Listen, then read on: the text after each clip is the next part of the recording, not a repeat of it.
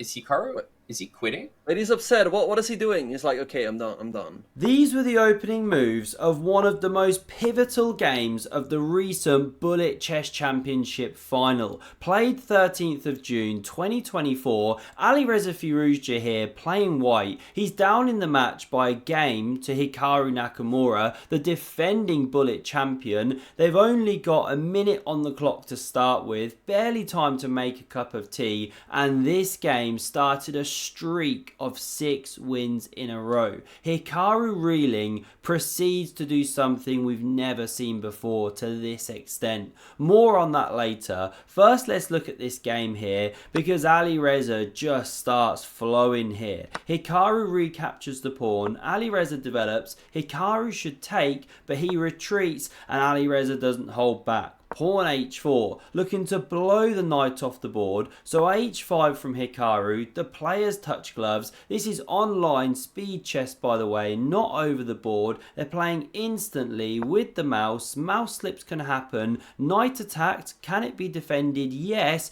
but Hikaru doesn't. He goes pawn d5 here, and now cover your eyes if you're easily offended. Because Alireza takes the pawn, that is a terrible structure, and the king is naked as the day he was born in the center of the board. Alireza plays the most explosive pawn push, c4, opening lines, and after Hikaru captures, provocative, trying to get the queens off, Alireza says no siree. He checks. We get pawn to c ships, and this pawn captured. Now knight f6 from Hikaru, knight c3, and bishop d6, the standard kind of move. But Hikaru goes queen e7, looking for bishop e6, maybe then castles queenside, but Alireza pounces. He sees the plan, forays forth with knight g5, covering e6 now, and that's why we see this weird move from Hikaru of knight to h7. But it is good. This is a monster, you can't develop till it's gone, and now Alireza goes e4, the bishop yelling freedom as it's liberated. We see captures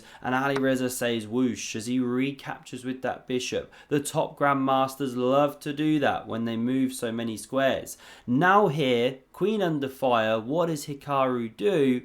Well, he doesn't even move it. He counterattacks with bishop e6. You take me, I take you. That's exactly what we see now. And after bishop takes on f8, so many pieces going into the blender, it's Alireza who's first to the file, but Hikaru challenging. Look at those cannons like broadsides on a ship. They're about to fire. f3 supports the center, and now king e7 connects those rooks. They're sitting like lapels on the king's shoulder, and now king f2 from Alireza.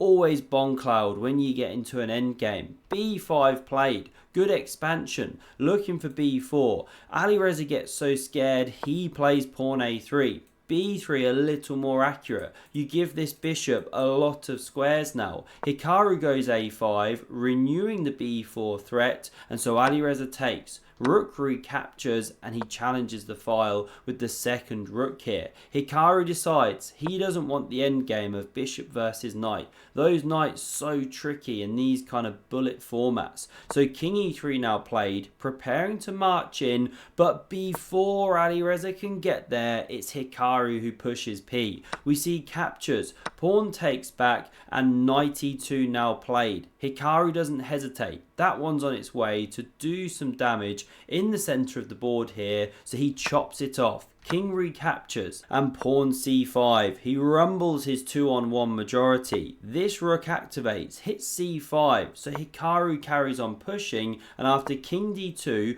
rook a8, Hikaru preparing to invade. The most precise way to go is rook b5, but Alireza goes rook c5, and now after rook a2, because your rook's not there, you can't take and defend b2. And if you come with the king, well then you run into c3. If you come here with the king, still there's c3, and you open the rook this way. So instead, we see rook takes on c4. Hikaru can now take with check. The king moves away, and now the rook's got a choice. Do you stay with the b pawn, take the g pawn? Both playable. Hikaru goes for the former by pushing b3. Alireza now comes behind that passed pawn, and Hikaru plays a strange move here. He could simply capture on g2. This is most logical. We're into the back cave here. The pawn now pushes. This is sample line, and you've got 2 on 2. Should be a draw, but not played. Instead, we see g5 immediately. Pawn recaptures.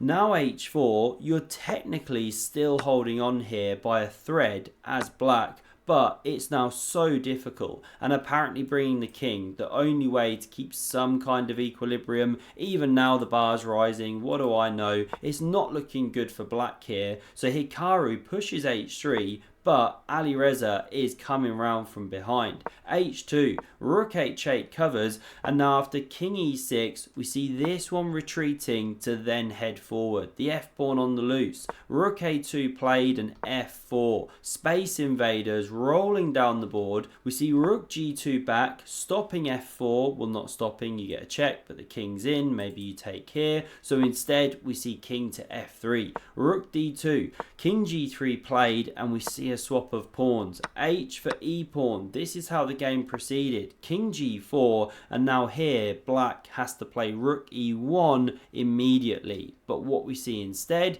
is pawn to g6. And the problem with this is you give the rook an invasion, and it's coming round to round up this pawn. No king f7 possible. Now rook e1, but this time it's a tempo too late. Rook g7 comes, and you're threatening to take with check. We first see a check from Hikaru, but the problem is the king's driven down, and it covers the rook. Rook g4 now played, but white takes with check, forcing the king in, or you could go to f7. All roads lead to Rome, because now we get this check, driving the king away, and the pawn rumbles. No time to take here, or you liquidate the rooks, roll through the pawn. So this one was played. f5 from Alireza, rook g4, rook f7, rook g5, and g7. Just building the ladder. This is on the way, then this, then this. It's just unstoppable. So Hikaru resigns the game, and he went on to lose another 5 in a row. Alireza on his way to adoption when this happened. Probably the most dramatic thing that could ever happen. Is Hikaru? Is he quitting? Like, he's upset. What is he doing? He's like, okay, I'm done. I'm done. I That think it he's literally looked quitting. like that's what he was saying.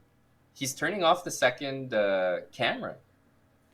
Now in this video, I am not going to go into all of the details of the offensive remarks which Hikaru made towards Alireza Firouzja, but he made a series during the actual match and after when he was streaming. If you want to dig into some of that stuff, then get onto YouTube, start doing your research, go Sherlock Holmes. I don't want to dive in on it all right now, but my thoughts are Hikaru was out of line saying that stuff about Alireza. Whatever his grievances were, he owes him an apology, and possibly Chess.com need to step in here, do something about the players speaking to each other like that, right? Can't be the Wild West. You can't just say what you want, get away with it. How will Chess.com react to this? You know, issuing a statement, possibly something stronger. I don't know. That's my tuppence. Please let me know yours down below. I hope you enjoyed, and for another epic game from this match, check out the video on screen. Thanks very much for watching, and see you soon.